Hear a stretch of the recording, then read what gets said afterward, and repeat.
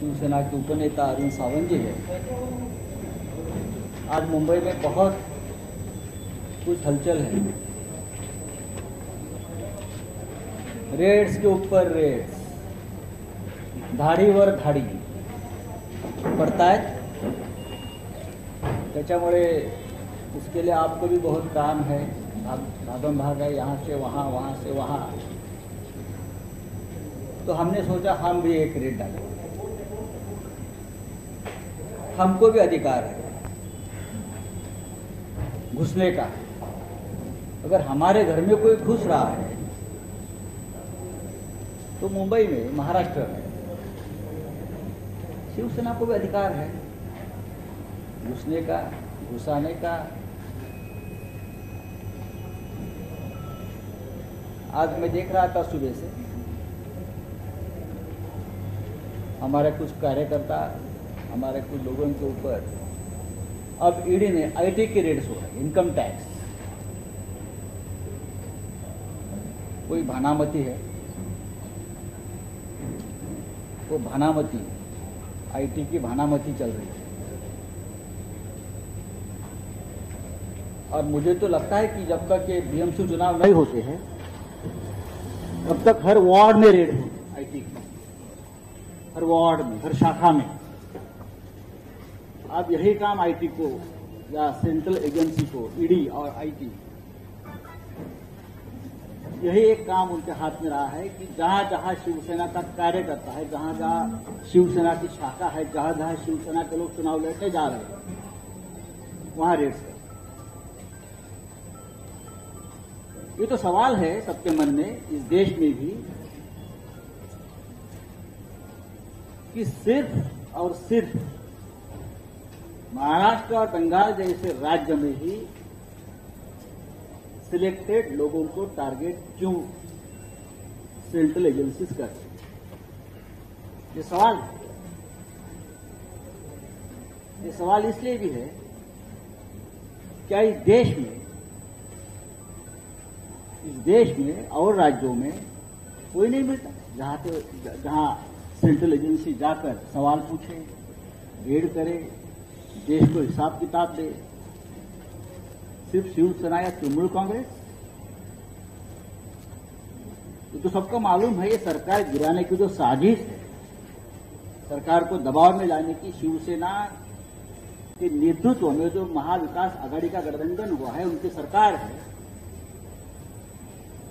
उनको दबाव में लाकर ये सरकार अनस्टेबल, अस्थिर करने के लिए, सरकार गिराने की इनकी एक बहुत बड़ी साजिश है।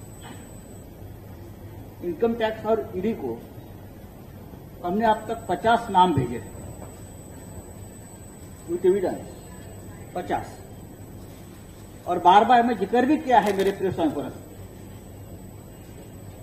फिर भी ईडी या इनकम टैक्स को ना, उनको कोई ऐसा लगता है कि एक रिस्पॉन्सिबल मेंबर ऑफ पार्लियामेंट, एक रिस्पॉन्सिबल लीडर एक बात बोल रहा है तो उसके ऊपर कोई इंक्वायरी होनी चाहिए। ऐसा ये हमारी सेंट्रल एजेंसी को क्यों नहीं लगता? हमारे बारे में ये बोगस, ये बोगस, ये बोगस। मिस्टर किरीट सोमैया ने एक केंद्रीय मंत्री के बारे में 100 बोगस कंपनी की लिस्ट खुद दी है। अब देखिए ईडी को। कोई मिस्टर ढवंगाड़े है, बीजेपी के बहुत नजदीक थे, आज भी रहेंगे नागपुर के। उनके लगभग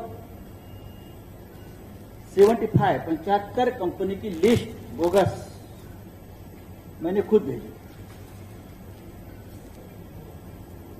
क्या हो गया उसका? पूरे देश में सबसे ज्यादा ईडी की जो जांच है या रेड्स है या एक्शन है, महाराष्ट्र में हो रही है। अब तक महाराष्ट्र में महाविकास आघाड़ी के 14 प्रमुख लोगों के ऊपर एक्शन हुई है। पश्चिम वेस्ट बंगाल में 7 लोगों पर हो रही है। भारतीय जनता पार्टी के लोग जो है उनके ऊपर ना आईटी, ना ईडी, क्या वो लोग मुंबई के रास्ते पर हाथ में कटोरा लेकर भीख मांग रहे हैं? इनकम और टैक्स सिर्फ हमारे पास है क्या? ये इनकम टैक्स की जो भानामती चल रही है वो भी जल्दी एक्सपोज हो जाएगी। ये भानामती कौन है जो ये सब रेट्स कंट्रोल कर रही है, उस बारे में जल्दी ही शिवसेना बड़ा खुलासा करने जा रही है। मेरी जो लगता है 15 फरवरी प्रेस कॉन्फ्रेंस हो गई थी यहां, तब मैंने एक नाम का जिक्र किया था, सुमित कुमार नरवर। बार बार मैं उस बारे में पूछ रहा हूं ईडी को, इनकम टैक्स को, कि एक सामान्य आदमी बुलंदशहर का दूध बेचता था और 4-5 साल में उसकी प्रॉपर्टी 8,000 करोड़ से ऊपर चली गई। अब वो मलबार हिल में रहता है, पहले उसको कहीं भी रहने को घर नहीं था। अब वो व्यक्ति नोएडा में रहता था, उसका मलबार हिल में बड़ा आशियाना है, बड़ी बड़ी प्रॉपर्टीज है। ईडी ने कौन सा चश्मा लगाया है इनकम टैक्स में? वो चश्मे से जरा हमारी तरफ भी देखिए। जो आपने चश्मा लगाया है और आपको ऐसे लोग नहीं दिखते हैं जिनकी संपत्ति 2-4 साल में 8,000 करोड़ 10,000 करोड़ कहां से आती है? मैं देता हूं आपको पूरे प्रूफ, जल्दी ही दे दूंगा। और दिल्ली और महाराष्ट्र के कौन से बीजेपी के नेता का पैसा, किसकी बेनामी प्रॉपर्टी उसके पास है, ये भी मैं जल्दी ही पहले प्रधानमंत्री को जाकर बताऊंगा, बाद में आपके पास दे दूंगा, क्योंकि मैं रिकॉर्ड बनाना चाहता हूं। दिल्ली में कौन सा बड़ा नेता और महाराष्ट्र का कौन सा बीजेपी का बड़ा नेता जिसकी पूरी लेन देन उसके साथ होती, पैसा किसका है? एक ट्राइडेंट ग्रुप कौन सा है मुंबई में, जिसको 5 साल पहले सबसे ज्यादा यहां सरकार की तरफ से कॉन्ट्रैक्ट और काम मिलते थे? मेरे पास पूरा है हिसाब किताब, मैं आपको बताना चाहता हूं। ये भानामती और ईडी, सबको, ईडी और आईटी, हम सबको बताएंगे। उसके बाद चाहे आप हमारे ऊपर रेड भी कर सकते हो, हमको अरेंज भी कर सकते हो, आप कर लीजिए। अब एक इंपॉर्टेंट बात, मैंने 15 फरवरी के मेरे प्रेस कॉन्फ्रेंस में शिवसेना भवन में ईडी के वसूली एजेंट्स के बारे में बताया। 4, 5वां किरीट सोमैया भी है, गेस्ट आर्टिस्ट है वो, लेकिन बहुत इंपॉर्टेंट है। और ईडी के अधिकारी, बड़े अधिकारी, अब उसमें से कुछ अधिकारी तो भारतीय जनता पार्टी का टिकट लेकर चुनाव लड़ रहे हैं। और मैंने सुना कि इस अधिकारी ने, जो ईडी का अधिकारी था, उसने यूपी के 50 उम्मीदवारों का खर्चा भी किया है, ये मैं सुन रहा हूं। वो आप बीजेपी का उम्मीदवार बनकर चुनाव वहां लड़ रहे, ये एक नेक्सस। उसका मतलब ये है ईडी भारतीय जनता पार्टी की एटीएम मशीन बन गई। मैं बहुत ही जिम्मेदारी से मेरा बयान है, responsible citizen of nation. ED और ईडी के कुछ अधिकारी भारतीय जनता पार्टी के एटीएम मशीन बन गए। उनके एक्सटॉर्शन के बारे में मैंने एक पूरा काला चिट्ठा प्रधानमंत्री जी को खुद पीएम कार्यालय में मैंने लिख कर दिया है। मैंने प्रधानमंत्री जी को 28 फरवरी 13 पन्ने का लेटर मैंने लिखा,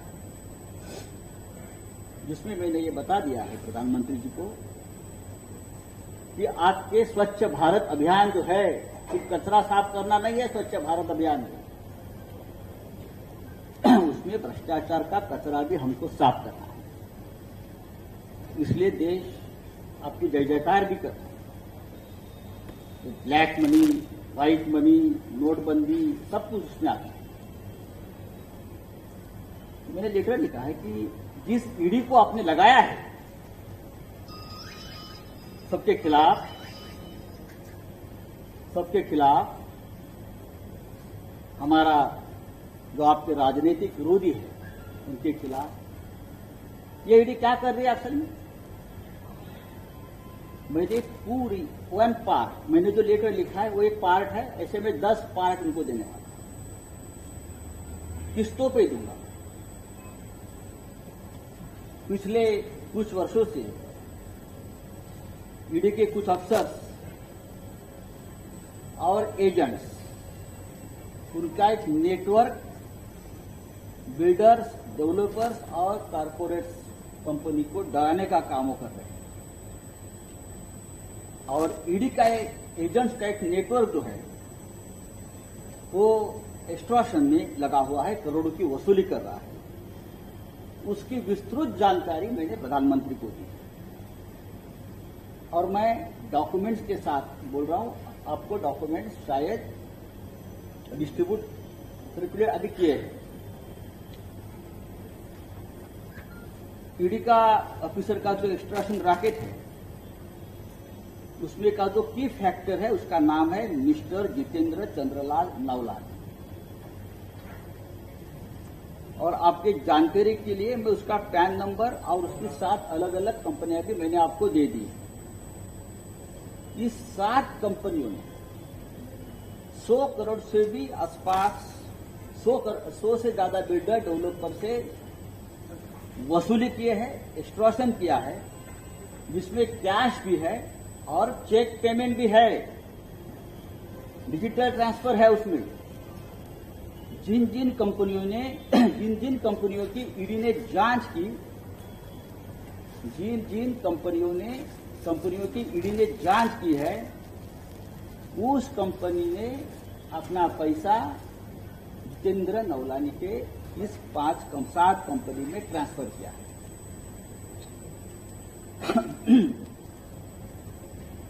और यही ईडी जो है, ये जो नवलानी है, ये ईडी के senior officers, directors, joint directors, उनके लिए काम करता है। मैं कुछ उदाहरण आपको देता हूं, बाकी सब तो लेटर में है, आप देख सकते हैं। ये मेरा पहला लेटर है और जा रहा है। 2017 में ईडी ने दीवान हाउसिंग फाइनेंस कॉर्पोरेशन लिमिटेड की जांच शुरू की। अचानक जितेंद्र चंद्रलाल नवलानी और उसकी 7 कंपनियों के खातों में दीवान हाउसिंग फाइनेंस और उसकी जुड़ी कंपनी की ओर से 25 करोड़ रुपए ट्रांसफर हो गए। उसके बाद 31 मार्च को 2020 तक एसआर वाधवान और उनके फैमिली की ओर से जितेंद्र नवलानी की कंपनियों के खाते में और 15 करोड़ ट्रांसफर हो। नंबर 2, इसी तरह अविनाश भोसले और उनके मामलों की ईडी ने जांच शुरू कर दी। तुरंत अविनाश भोसले एंड ग्रुप से 10 करोड़ रुपए जितेंद्र नवलानी और उसके 7 कंपनियों में ट्रांसफर हो।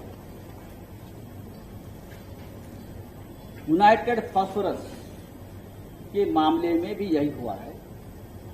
जैसे ही ईडी की जांच शुरू हो गई, जितेंद्र नवलानी की 7 कंपनियों में 16 करोड़ रुपए ट्रांसफर हो।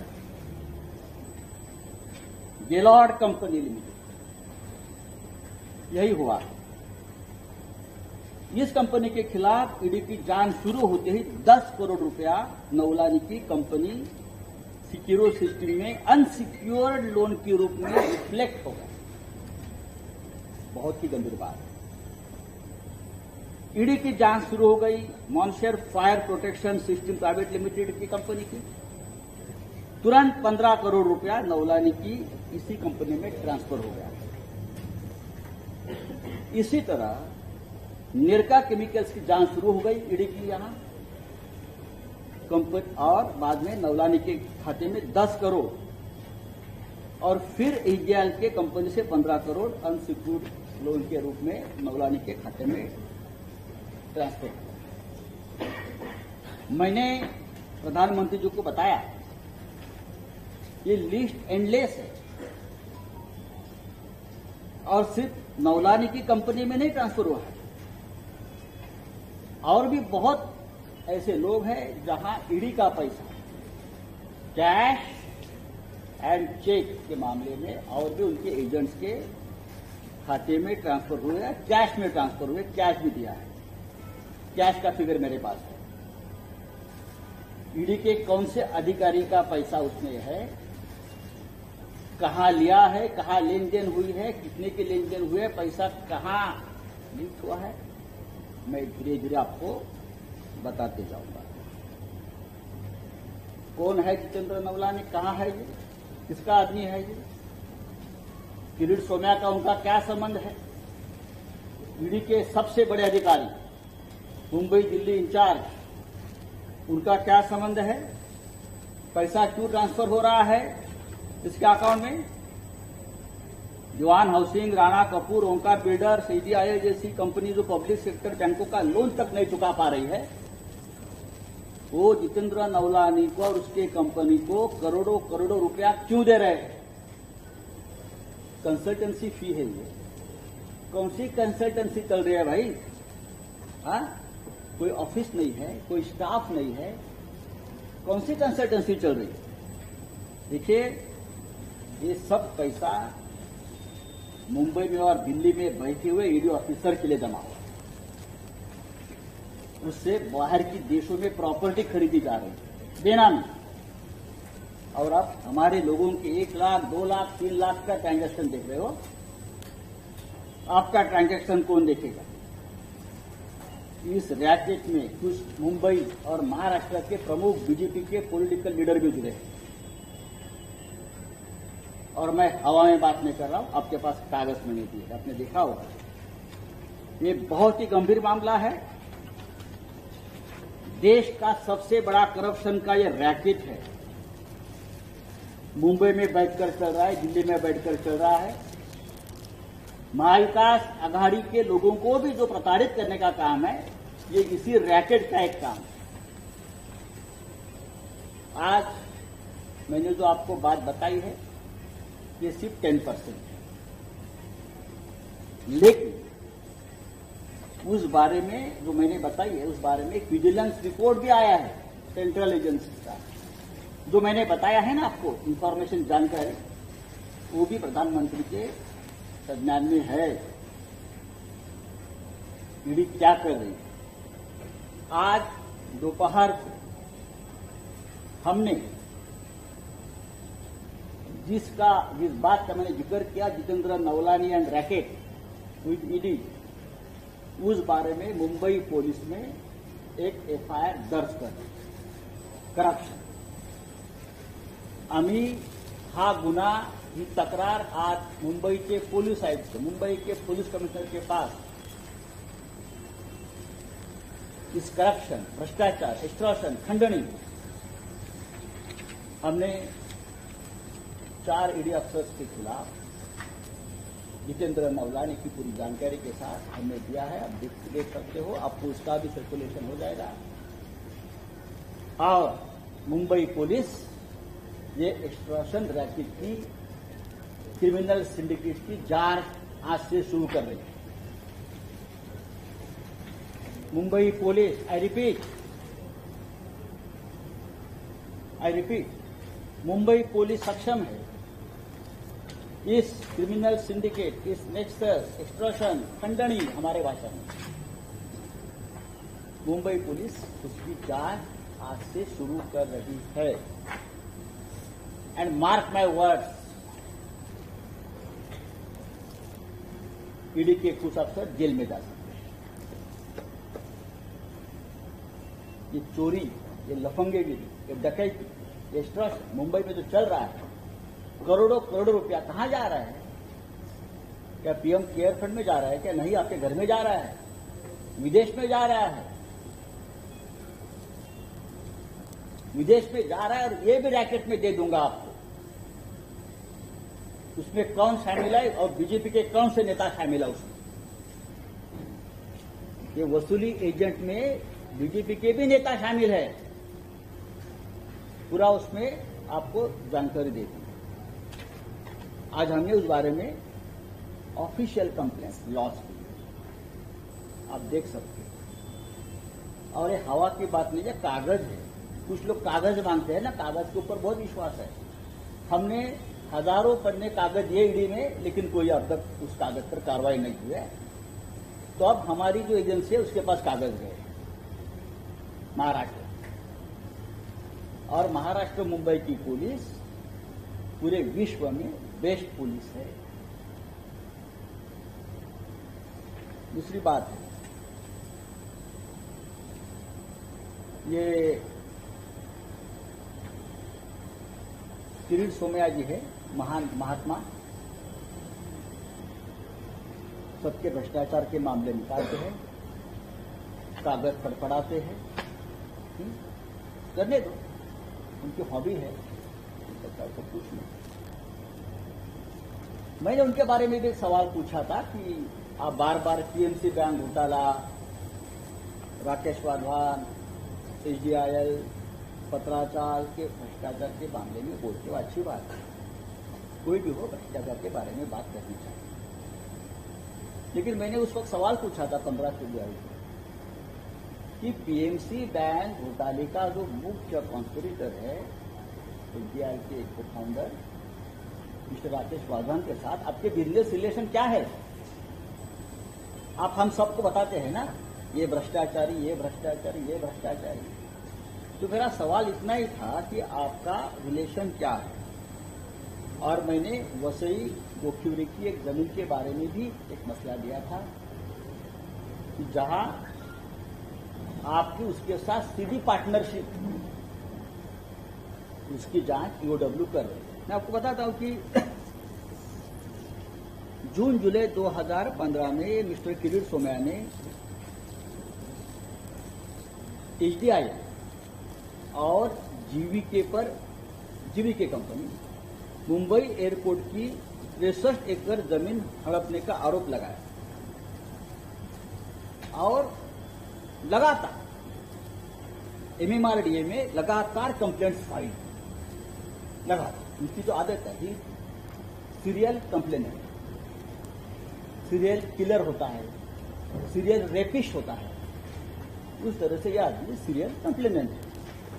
लगातार उसने कंप्लेंट एमएमआरडीए दी थी 63 एकड़ जमीन के बाद।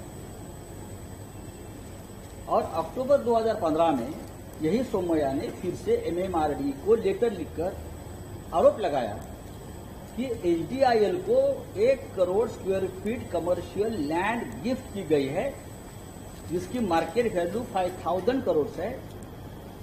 इसलिए घोटाले का स्पेशल इन्वेस्टिगेशन होना चाहिए और ये दोनों कंपनी को ब्लैकलिस्ट करना चाहिए। ये किरीट सोमैया की मांग है, लेकर मेरे पास आपको सर्कुलेट किया। सोमैया यहां पर नहीं रुके, 1 साल तक वो लगातार सीरियल कंप्लेंट, लगातार एमएमआरडीए को कंप्लेंट करते रहे और 2015 से 2016 तक बार बार सोमैया इस घोटाले की जांच की मांग करते रहे। अब इंटरेस्टिंग बात यह है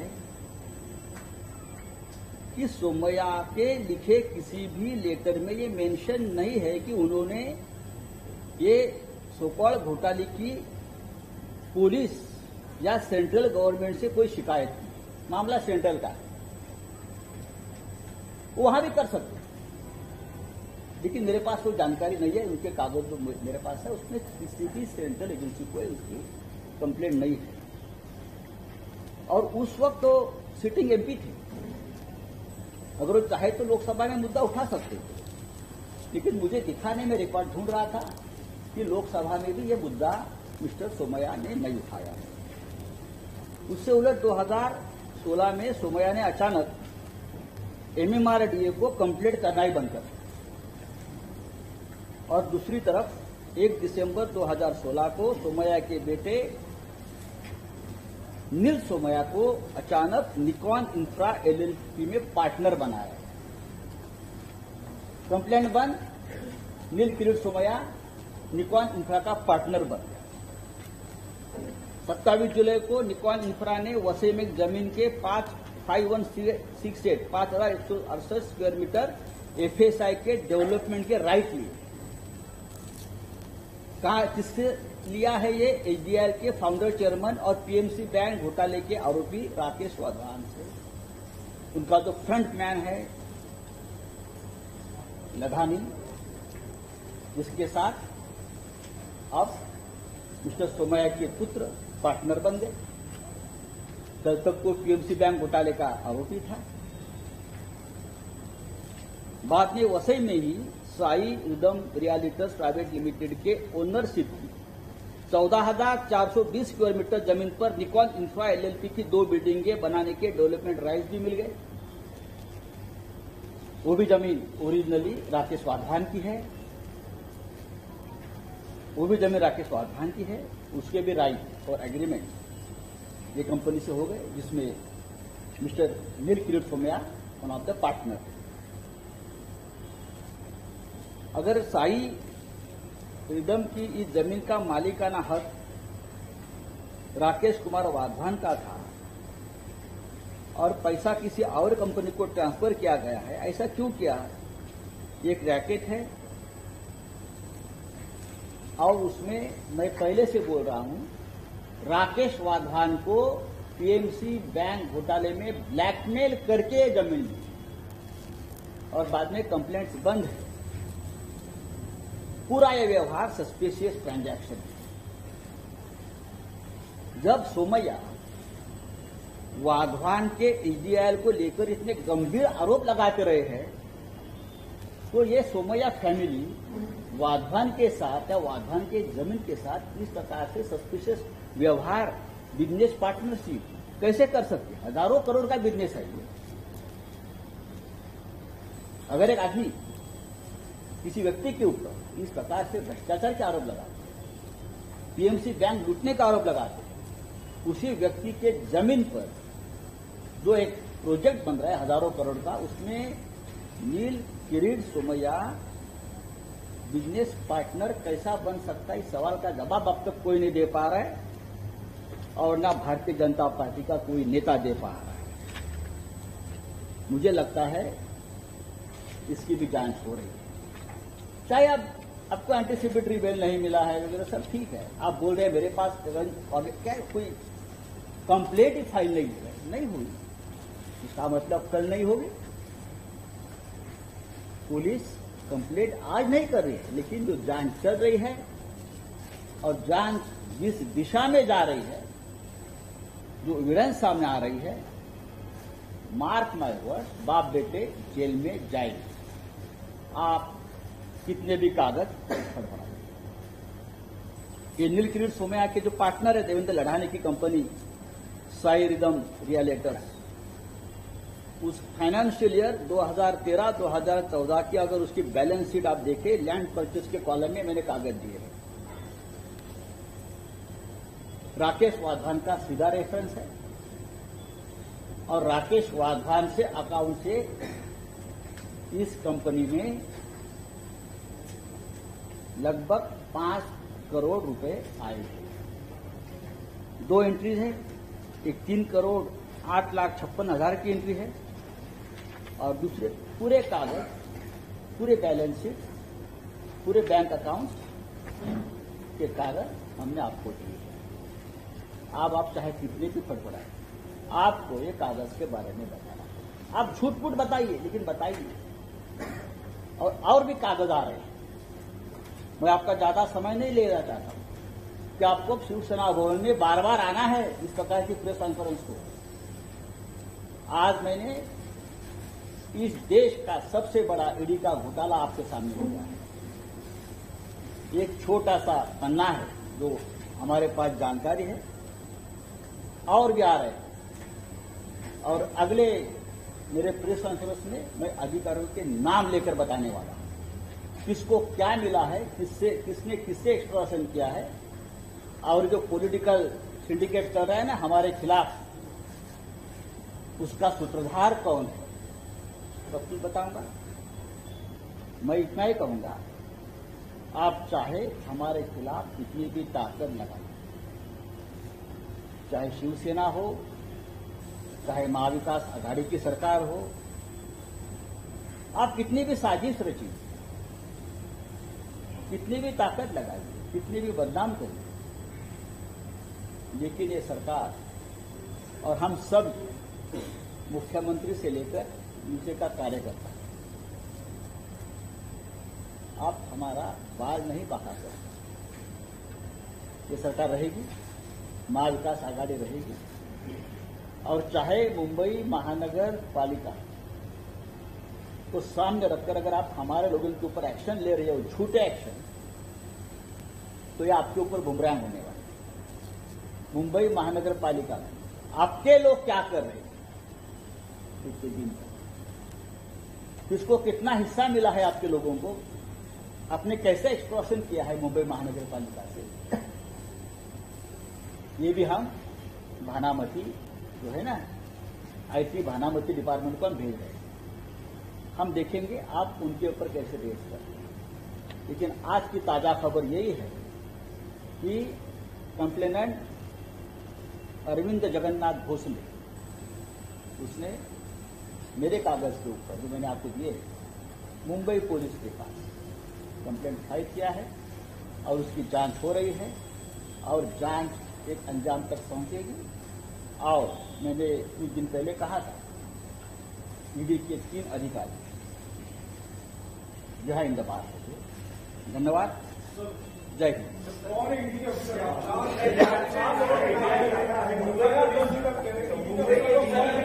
आप कागज पढ़ लीजिए, आपको पता चलेगा।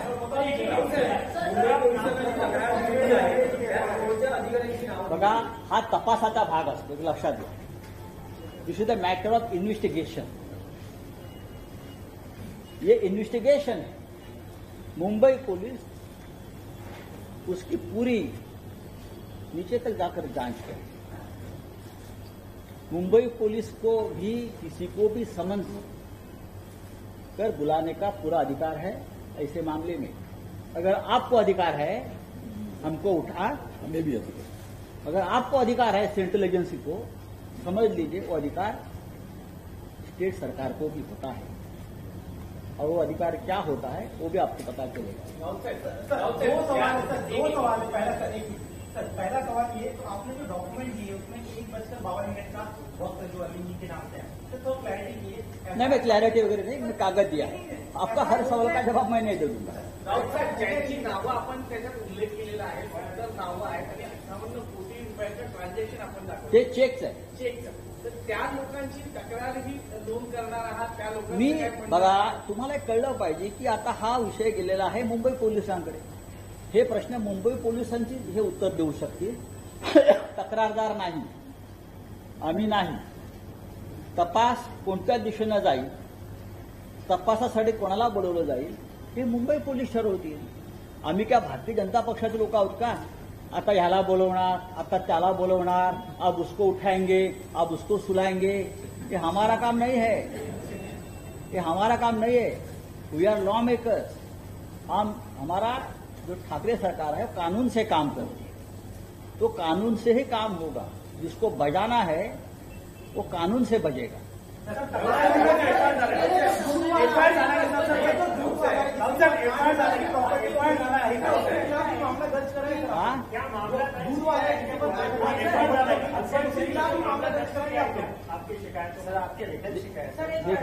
देखिए बात ऐसी है भाई, मैं प्रधानमंत्री को एक शिकायत की है। आप मुंबई पुलिस के पास आज दोपहर को ऑफिसर हमारी कंप्लेंट हो गई है। अब मेरी जानकारी है कि जांच की शुरुआत हो रही है। Thank you very much. चलिए।